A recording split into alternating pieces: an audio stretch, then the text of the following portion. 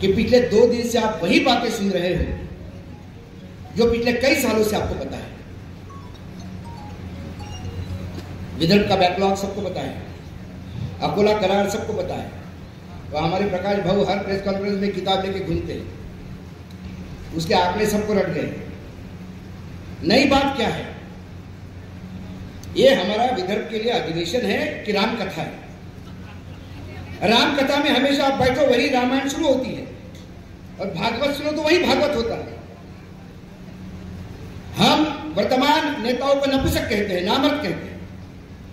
वो शाणे हैं जो बार बार चुन के आते और हमें बेवकूफ बनाते हैं। नामर्द हम हैं, एक्सेप्ट करने के लिए जिगरा चाहिए। नामर्द हम हैं कि हम लड़ाई न लड़ पाए। कब तक इतिहास बताओगे? कब तक बोलते रहोगे कि उस समय ऐसा हुआ और उस समय ऐसा हुआ और हम ऐसे थे और महाराष्ट्र में दूध की नदियां बहाई थी? बहुत इतिहास हो गया। वर्तमान में क्या है? वर्तमान में भी 8 किसान रोज आत्महत्या कर रहे हैं। ये भी आंकड़ा कोई नया नहीं, आप सबको पता है। आगे रोड मैप क्या है? रोड मैप क्या है? क्या अनशन करने से विदर्भ मिलेगा? प्रेस कॉन्फ्रेंस करने से विदर्भ मिलेगा? दिल्ली में धरना करने से विदर्भ मिलेगा? किसानों ने धरना दिया 1 साल, 700 किसान मर गए। क्या हुआ? क्या कहा मोदी जी ने? मेरे लिए मरे क्या? या अब मरने पे, धरने पे, आंदोलन पे, प्रेस कॉन्फ्रेंस पे कोई विदर्भ नहीं मिलेगा। विदर्भ मिलेगा संघर्ष से, और संघर्ष रास्ते पे उतर के करना पड़ेगा। और वो संघर्ष जो सत्ता में बैठे हैं उन्हें तुम्हारे मरे हुए लोगों का आंकड़ा कोई मायना नहीं रखता। तुम पे लाठीचार्ज हो गया और 150 लोग सीरियस हो गए, कोई फर्क नहीं पड़ता किसी को। फर्क पड़ता है जब विधानसभा में आंकड़ा पूरा नहीं होता। इसलिए विदर्भ के लोगों को मैं बार बार कह रहा हूं, आज मैं फिर करके जा रहा हूं, मंच बहुत नाराज होगा मुझसे, कई सीनियर लोग होंगे। काना बाबू नाराज, शाह नजरा अमल समझा, तुम होने दो नाराज, क्योंकि मैं इस यहां बुलाया नहीं गया हूं, मैं आया हूं। मैं वो पत्रकार हूं, मैं जहां भी जाता हूं तो मैं बोलता हूं मैं प्लेन से जाऊंगा, टिकट दो, और मुझे मानधन भी चाहिए बोलने का, क्योंकि मेरा काम है बोलने का, मेरा धर्म है। मेरा टिकट अपना खुद के खरीद के आया हूं, इस बार अपने पैसे से आया हूं। सुबह 3 बजे उठ के बैठा हूं फ्लाइट में, तब जाके कार्यक्रम कर रहा हूं और इसके बाद मैं शाम को वापस जाऊंगा। ये आया हूं क्योंकि मैं इस घर का बेटा हूं, मेरा कोई देना बनता है। बार बार बोला जा रहा है अशोक जी आप दिल्ली से नहीं होगा विदर्भ से ही होगा। जिस दिन आप चुनाव में अपनी एक ताकत बन के खड़े हो जाओगे, 8 में से 50 विधायक जिस दिन आपके होंगे, 50 आमदारों का गुट आपका अपना होगा, उस दिन आपको पूछा जाएगा कि आप क्या चाहते हो, बताइए, हमको समर्थन चाहिए। तब हम बोलेंगे सबसे पहला प्रस्ताव ये होगा कि हमारा विदर्भ अलग होगा, तब विदर्भ मिलेगा। झारखंड देखिए कैसा हुआ, झारखंड के लिए क्या संघर्ष हुआ, जरा जाके पढ़िए जरा। उत्तराखंड में कितना खून बहाया, जाके देखिए आप। राज्य ऐसे नहीं बनते, प्रेस कॉन्फ्रेंस से, अधिवेशन से नहीं बनते। तीसरा अधिवेशन है, पहले 2 अधिवेशन हो गए। 2 अधिवेशन में ऐसा क्या हुआ? क्या राजकीय प्रस्ताव पारित हुए? और उस प्रस्ताव पे पूरे साल भर क्या काम हुआ? यदि पहले अधिवेशन का ही प्रस्ताव और उस पर काम हुआ होता तो दूसरे अधिवेशन की गरज ही नहीं पड़ती, तब विदर्भ हो चुका होता। लेकिन माफ करना, दुकानों में ये भी एक दुकान है। विदर्भ आंदोलन को अब युवाओं के हाथ में देना चाहिए। जब तक कॉलेज का युवा उठ के समझ में नहीं आएगा, जब इस विदर्भ का युवा उठ के खड़ा नहीं होगा। तेलंगाना भी तब हुआ जब हैदराबाद यूनिवर्सिटी रास्ते पे उतरी। तेलंगाना बीआरएस के किसी गांव के संघर्ष से नहीं हुआ, मैं बता दूं आपको संघर्ष करना पड़ेगा। बहुत हो गए भाषण, मत देखिए इनका पेशेंस। सुबह से लेकर शाम तक हम वही बता रहे हैं कि क्या हो रहा है, ये लोग नालायक है। क्या देवेंद्र फडणवीस पहली बार बोल रहे थे? हमारे ये आदत हो गई, जो सत्ता में नहीं रहता, फ्री होता, वो विदर्भ के आंदोलन में आके जुड़ जाता, उसको एक काम मिल जाता, एक दुकान दिख जाती खड़े होने को। सत्ता में आने के बाद विदर्भ को भूल जाता, फिर उस दुकान पे चालू हो जाता। तो इन दुकानदारों से अपेक्षा क्यों रखते हो? इनके पास जाते क्यों हो? यदि हम इन नेताओं से अपेक्षा रखें कि हमारा विदर्भ हो गया तो विदर्भ कभी नहीं होगा। हाँ, यहाँ कुछ लोग हैं कि हम आशान्वित हैं विदर्भ होगा। अरे कब होगा? जब विदर्भ सब कुछ लूट चुका होगा, जब अडानी गडचिरोली बेच चुका होगा, जब नागपुर दंगों का कैपिटल हो जाएगा, उसके बाद विदर्भ में बचेगा क्या?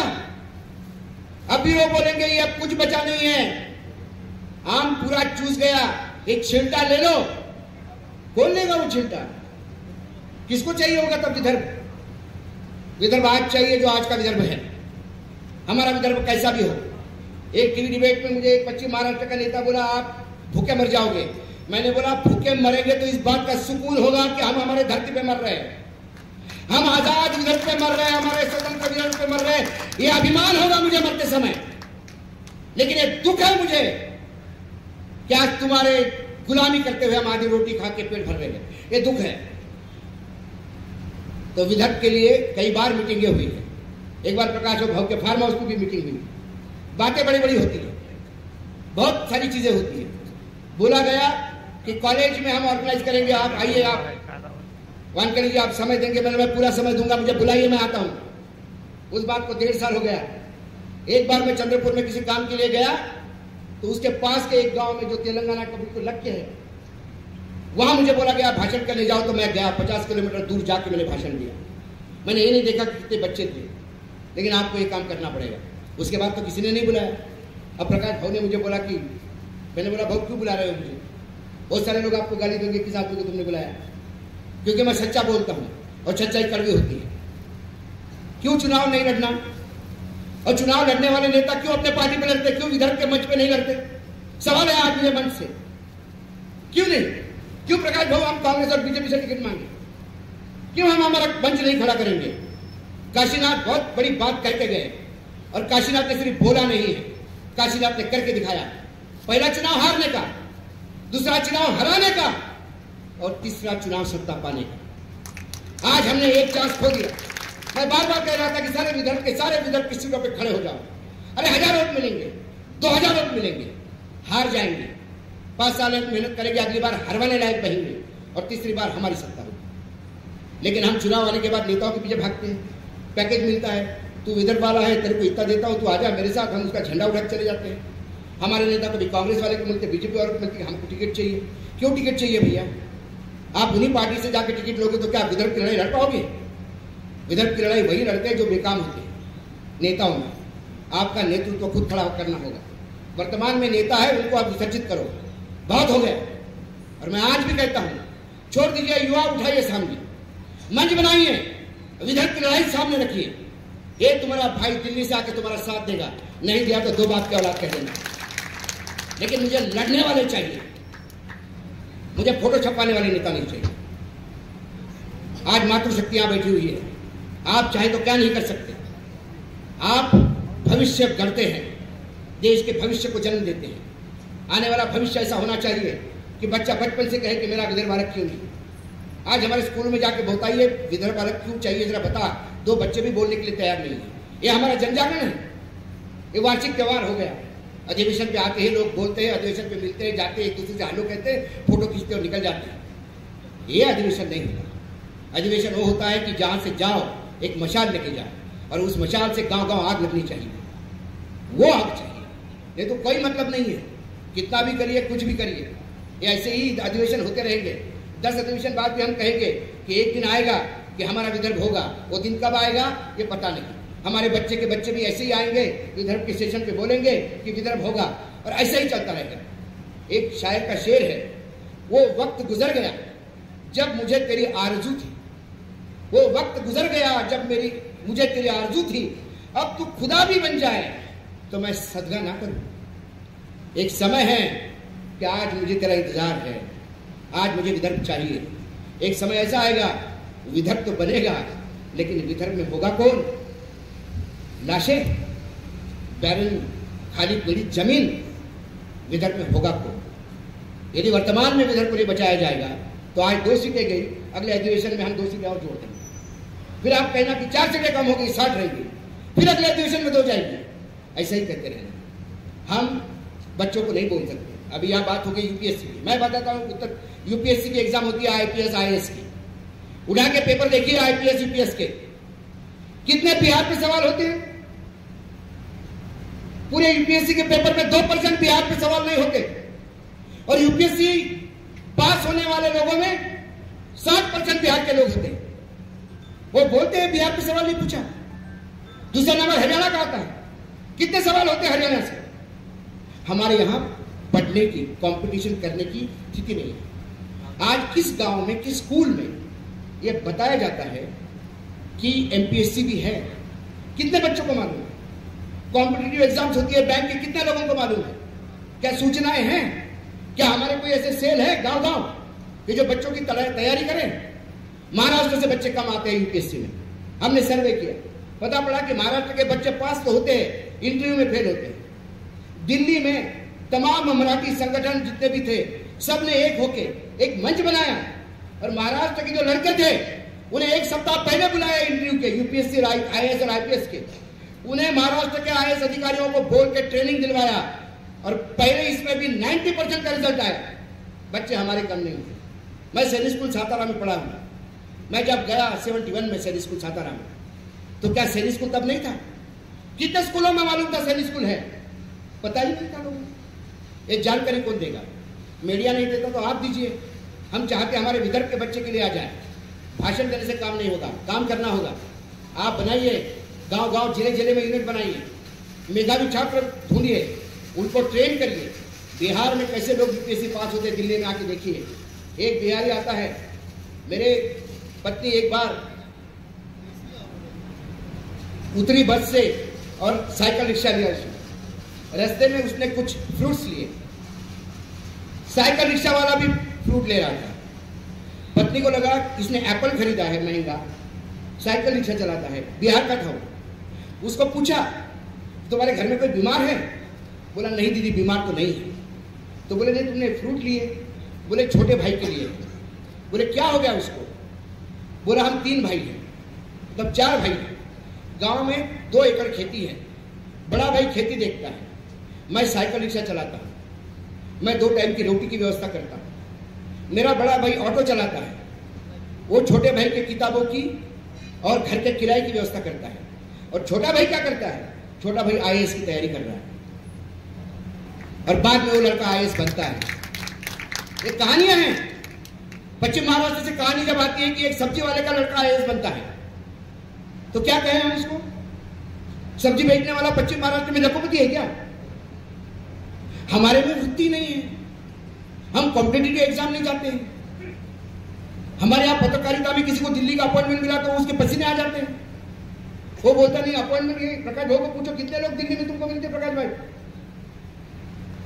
आने को तैयार नहीं है, नहीं आपलं गाव सोडून जात नाही आपण। और फिर हम ही चिल्लाएंगे कि हमारे बच्चे नौकरी के लिए जाते हैं। नौकरियां, मैं बार बार कहता हूं, मैं जयपुर फेस्टिवल में जब मेरी भाषण हुआ तो वहां पे बहुत लोगों ने उसको रजिस्ट किया। मैंने बोला नामर्द और नपुंसक है जो नौकरी के पीछे भागते हैं। यदि आप पढ़े लिखे हो तो अपने बलबूते पे आप अपना साम्राज्य खड़ा कर सकते हैं।